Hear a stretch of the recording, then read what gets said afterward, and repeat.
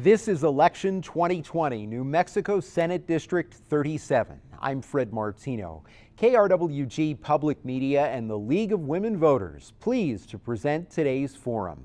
The rules are simple. Candidates have up to 60 seconds to answer each question and should not mention their opponent in the answer. My co-host today is Bobbie Green, and we welcome candidates Bill Soules and David Gallus. Thank you both for being with us today. Thank you. Thank you.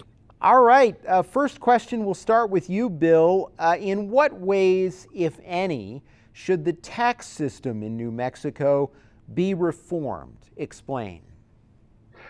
Thank you. We've got some serious problems with our tax system in New Mexico. First, we need to broaden the tax system. Very much people on the lower end are paying a higher proportion of taxes, and then people on the higher end that are paying a lower marginal rate of taxes. We also, over the years, have cut out numerous pieces of tax breaks to various corporations and businesses. Some of them probably make sense. Some of them made sense when they were first put in, but they're still on the books. And the New Mexico tax code has been called Swiss cheese. It is so full of holes, and every dollar of taxes that's given away prior to collection is something that has to be made up by others. And so we certainly need to relook at our entire tax code and try and upgrade it for the modern times. Look at all of the things that have been given away in the past. Do they still make sense? If so, keep them. If they don't, repeal those. Thank you. Thank you. David. Well, Fred, yes, we're in trouble with taxes. And I think a main problem we have is that we don't have businesses in New Mexico. We're not a business-friendly state. We're a welfare state. So I would say I look for solutions. So what I would look to is I would look to Texas. Texas, actually, Governor Abbott solicits businesses in California when they're taken off because they have such high taxes, and he offers them tax breaks. He offers them deregulations so that they can get their businesses going. Here, we don't seem to be friendly when it comes to businesses. And gosh, we're already taxing our seniors. Social Security, are you crazy? I mean, it's like they've already paid taxes. They shouldn't be paying. Texas doesn't pay personal income tax. It doesn't pay corporate tax. So we are the third richest state in the union in natural resources and minerals. It's not a matter of not having enough money. It's a matter of mismanagement of money. So we need to be business friendly so we can keep our businesses in New Mexico and our families don't have to leave. Our educated students don't have to leave to go to other states. So we can do a whole lot better with taxes. Okay, Bobbie. David, you alluded to this in your previous answer, but I'm going to ask it again. Should New Mexico continue to tax Social Security benefits? Absolutely not. Our seniors are under enough pressure. No, absolutely not. And I could go on, but that's about as clean as I can make it. Absolutely not. No Social Security tax. Bill, what do you think about that? The answer is not that simple. In that Social Security, people that are making very large amounts of Social Security, I think should have their Social Security taxed. Most people on their Social Security are not making enough that they get to that level that it would hit a tax. And so we're really talking about people who are wealthy and getting additional money for Social Security. Yes, I think that should be taxed. Are people who are just barely getting by on their Social Security, their marginal tax rate would not be such that they would. And so, no, I don't think they should. So it's not a simple answer. It really depends on what the rate is. And it always comes down to, if we are not going to continue to collect that tax, that means other people are going to have to make up that difference. And which group should those be? And I certainly don't want it to be people who are already struggling and don't have enough to get by. Okay, we move on and we switch gears now, moving to education. The first question for you, Bill. Starting pay for teachers is nearly 20% lower in New Mexico as compared to districts in El Paso, which start at more than $50,000 a year. How do you assess efforts to make the state's salaries more competitive? In New Mexico, the teacher salary, I believe we are 49th in teacher salary right now.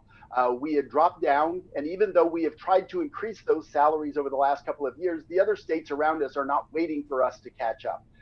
Here in southern New Mexico in particular, it is a difficult time because teachers can't go to El Paso and make $5,000, $10,000 more as teachers. We need to rebuild our teacher profession. We need to make sure that our salaries are competitive. In the legislature, the last 2 years, we have had major increases in the teachers' salaries. Much of that got wiped out when we went back into special session as we had to make up for the budget losses that COVID had brought around in the special session. We need to continue to build our teaching profession. We know that good teachers in classrooms are the most important in-school factor on student achievement. And if we don't protect our teachers and our teachers' salaries, they're going to go other places and for more pay, and we won't have them teaching our children. David. Well, as far as teachers' salaries go, I don't believe teachers got into the profession of teaching to make a lot of money. They just wanted a fair wage. I do believe that teachers should get the same pay as, say, an engineer, maybe $80,000 a year. But you have to qualify the teachers as being good teachers. I believe you have too much influence with the school teachers union. They seem to be controlling what goes on in education, and they protect teachers that maybe shouldn't be there. My belief would be that we need school choice. We need to respect parents enough so that they can make the decisions where their kids go. And if the money follows the student, then you're going to have the teachers following the students as well to the better school systems. They will demand better pay, and they will get better pay because it's the free market enterprise system. Bobbie. David, are you satisfied with how much money was allocated to the Early Childhood Trust Fund in the 2020 legislative session? And can you explain your answer, please? As far as early childhood education, I don't know the numbers as far as how much was allocated, but I would say this, that I think we need to support parents more than government taking care of children just out of the womb. I think we need to support the parents, help the parents in any way that we can, whether it's with food, whether it's education of the parents themselves, whether it's if they're Spanish speaking and not English speaking parents. We can support the parents, but I don't think we should be supporting the children. I think that's up to the parents. We support the parents. So any money that would be put out, I would say, should go to help the parents become the parents that they should be before they enter school. Bill, what are your thoughts on that? Early Childhood Trust Fund was an attempt to take some of the extra money that we get during good years and put it aside for children and for early childhood education programs. The amount that we put in to get it started, and a lot of that then again got pulled back when we had to go into special session and got pulled out of that fund. But the money going in there only spins off a little bit each year. It'll be 20 or 30 years before it spins off enough to make a real difference in the amount of money going into early childhood education.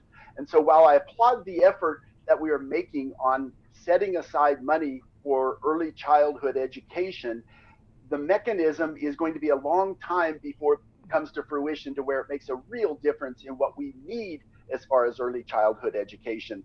And so it sets up for the long-term future, but we need to fund now. We can't let these children wait because the money's not there yet. We have children who are in need now. We can't wait for another 20 years before it starts to fund their early childhood.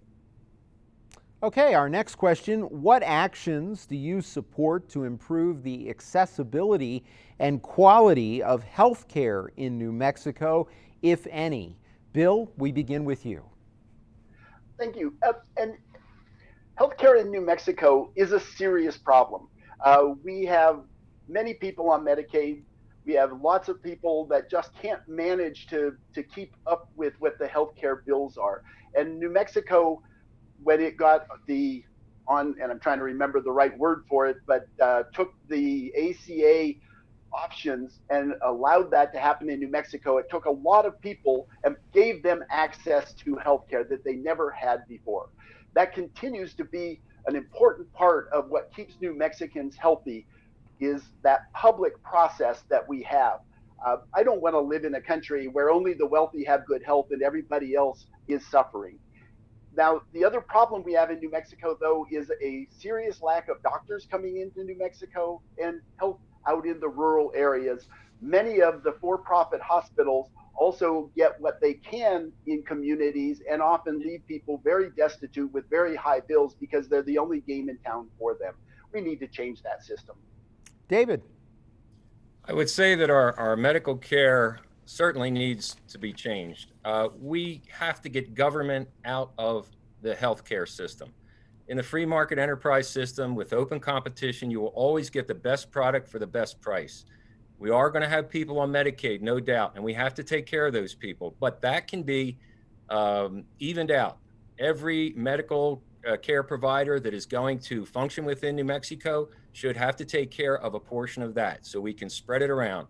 But again, the free market enterprise system will give you the best product at the best price. Get government out of the medical care system. Bobbie.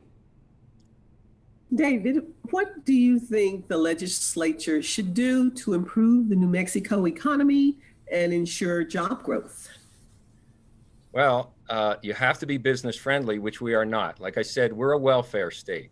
Again, I will look at Texas. Texas is a business friendly, people friendly state. That's why a lot of people are moving to Texas in droves from the coasts. So I would say open up the economy by giving incentives to businesses to bring them in. And we have a great opportunity. We have the Space Force, it's national, and we could have that here at our Spaceport America. We have facilities that we can be utilized. We should have a healthcare system that would be for mental health.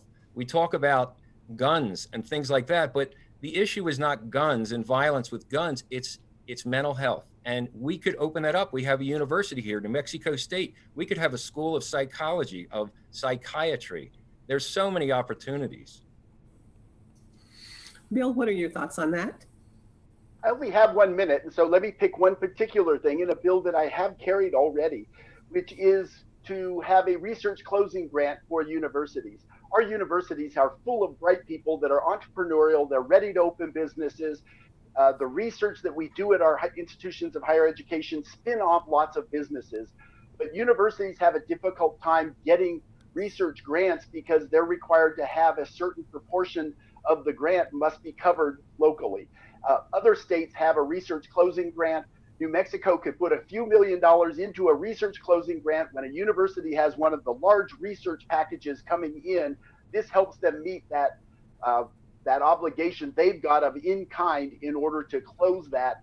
That then spins off lots of additional entrepreneurship. We need to support our higher education and the entrepreneurship that they bring to spin off new New Mexico businesses, not chase and fight with other states on trying to bring in outside businesses. Okay, we move on. Another question now, and this does relate to the economy and other issues as well. We start with you on this, Bill. Do you favor the legalization of recreational marijuana in New Mexico? Explain. Yes, I do. I absolutely do. I have been to several seminars, both in Las Vegas, Nevada, where I spent a whole day studying, following, learning about their adult use marijuana programs. I've been in Colorado. I've studied what has happened with their adult use marijuana programs. And I think New Mexico can set up a system very similar that learns from some of the mistakes and some of the good things that they have done. We know that medical marijuana, or not medical, but recreational marijuana is good for tourism. It also reduces the load on our prisons by not criminalizing the adult use of marijuana. And I think we can use that as one of the measures towards improving our economy. It's time that we do that. The country is moving to that. Here in Doña Ana County, there is some recent research that indicates that there will be a large amount of influx from Texas coming up if we have recreational adult use marijuana. Thank you. Thank you. David. I'm against the recreational use of marijuana. I think we have enough crutches in this state, in this country. Medicinal, absolutely, sure, it's a natural healer, but recreational, it's proven that it's a gateway drug. And we are at the top of drug use and alcohol use in New Mexico. We have the highest suicide rate. Do we really want to bring any more in, any more trauma, any more people numbing out with drugs because they're unhappy? No, I think we need to address mental health issues, like I said, but I'm totally against recreational marijuana use. And what we can do is we can look at success and failures. Wait to see how Colorado makes out. Wait to see how the states that have legalized it and see how they're doing. But over time, let's see. I would say wait and see what goes on, but I'm against it. Bobbie. David, do you think it should be legal in New Mexico for a physician to assist a patient in dying? I believe the patient, if they have their mental capacity, they should be able to do what they want to do if they want to end their life. We don't know how much. If you make a law, you're going to restrict someone that might be suffering tremendously from easing into their next greatest adventure. I don't believe that it should be a law. I believe that should be between a physician and his patient. What person wants to leave this world if they're doing fine? If they're in tremendous pain, if they have hardship that they no longer want to be here, I think it's their choice. And I think the government should stay out of that. Bill, what do you think? I think we should pass a law in New Mexico that makes it legal for physician-assisted suicide. Death with dignity is an important part of living life well, and many people are very concerned about their last few weeks, hours in life, and we need to make sure that besides being comfortable, that they're able to end their life on their terms with the assistance of a physician. I think it's the right thing to do. I think it's the moral thing to do, and allow people to have a dignified death if that's their so choosing. It is not something required of all. It's something that someone would choose. Okay, our next question. Do you support any adjustments to current gun regulations? Explain. Bill. I do support some adjustments to current gun regulations. I support universal background checks and closing the gun show loopholes. Both of those are important. They have been shown to reduce gun violence and gun deaths. I also think it's important that we have restrictions that guns be kept in locked cases in homes, because we know that one of the major causes of gun death is accidental death by children that get a hold of guns. And I absolutely support those. We can make very common sense changes to gun laws without restricting anyone's Second Amendment rights. David. I think you need to stay away from the Second Amendment. It was put in there for self-protection. There are cases where people should not have a gun. That's true. But I think we could get around that. See, the people on the right that support the Second Amendment are afraid that the government is going to intrude and at some point take guns away. Once the government knows you have a gun, they can take it away. And outside the UN building in New York, there's a sculpture of a pistol with the barrel that's tied in a knot. Now, to me, that's saying something. So I would say there's an alternative. What you can do is you could have, say, the NRA offer free instruction on gun safety and handling. And when we go for a license, you could actually be qualified to have a gun on your license. You could have a stamp on it. But that's not saying that you're going to purchase a gun. This way, the people that aren't going to purchase a gun or might want to in the future, the government doesn't know if they purchased the gun, only that they're qualified to have a gun. So that way you keep both parties satisfied. I think, again, the problem isn't guns, it's mental health. We need to address mental health. Bobbie.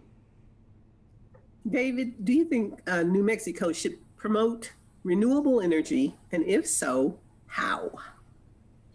I think renewable energy is an excellent opportunity in the future, but way in the future. Right now, it is not cost effective. I think putting the closing down, it's not totally closed down, the Four Corners coal production. There's 450 people that are going to lose their jobs. You don't just shut things down without a viable alternative. And the alternative is not there. You do not have battery storage. You do not have a cost-effective way to put wind and solar into production. We have these natural resources. And if we can put a man on the moon, we can certainly clean up any form of energy. I mean, they have nuclear power plants inside submarines, closed environments where people are living.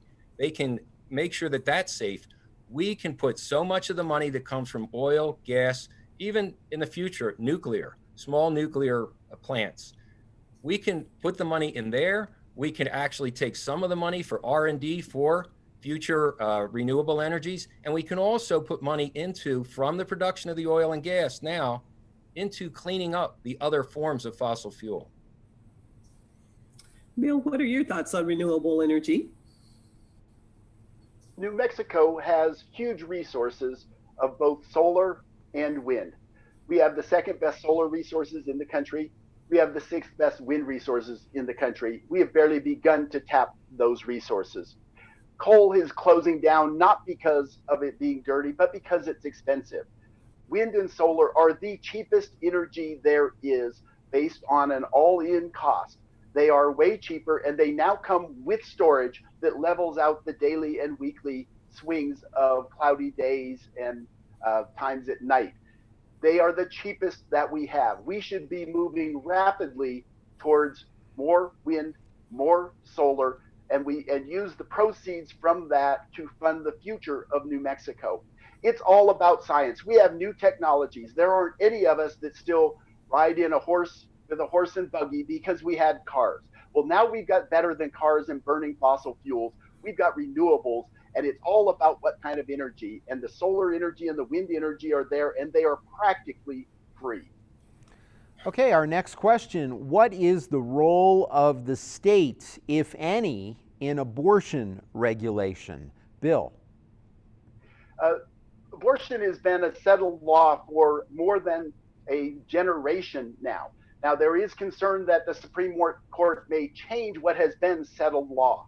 And in New Mexico, if it changes, then it will be left up to the states to determine what regulations are.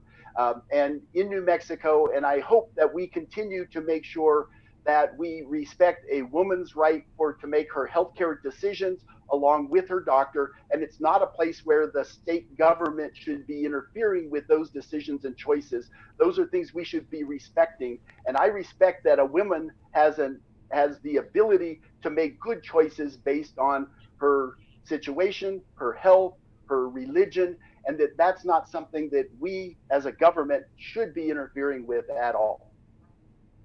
David. As far as abortion, I'm always going to fall on the side of life. Right now, our issue we're talking about is late-term abortion. This is in the last trimester of pregnancy. That's way, way too late to make a change in a decision. This, to me, is murder. These children deserve a chance to live. And I think, and it's certainly not a judgment on a woman that has to make such a difficult decision, but I want her to be fully educated as to know what the repercussions are physically, emotionally, spiritually. There are people out there that want to adopt babies. There's twice as many people that want to adopt as there is that have abortions. So really, you can have now under law, you could have a 15-year-old girl that can have an abortion without her parents' consent or knowledge, but she's not allowed to watch a movie that explains the abortion. And it's not a graphic movie, it's a movie that tells the truth about what can happen during an abortion, what happens after an abortion, the emotional trauma from women that have been there, from doctors that have been there. So I would say it's a matter of education for the woman and supporting the women. We have 3 centers in Las Cruces that support before, after, and even if a woman has had an abortion. They'll give you spiritual counseling. They even help the fathers. We have Turning Point, Showers of Grace. David, we're out of time. We do have time for one more question, and the final question from Bobbie Green. David, do you favor an open primary as a way for independents and decline to state voters to participate in primary elections? Please explain. I go back and forth with that one. I can understand where people should be able to choose from the whole pool of candidates. So I really don't have a definite answer on that. I go back and forth. I can see the wisdom in both sides. So I'm not going to comment on that. Bill, your thoughts? And on that particular issue, and that came up in the legislative session and during the special session as we were working on how we were going to meet the COVID requirements for this election coming up and got added on to the election bill. My concern with what had passed was that it allowed independents and declined to states to switch parties or vote in any primary they wanted, but did not allow people who had chosen a party to participate. If we have open primaries, they need to be completely open primaries, not just open to independents and declined to states to choose which one they want to participate in. I'm not against open primaries, but if they are open primaries, they need to be open for all. Okay, fascinating topic, and certainly states across the country do this differently, and we'll have to keep watch on New Mexico's law, and one of the reasons why we asked that question.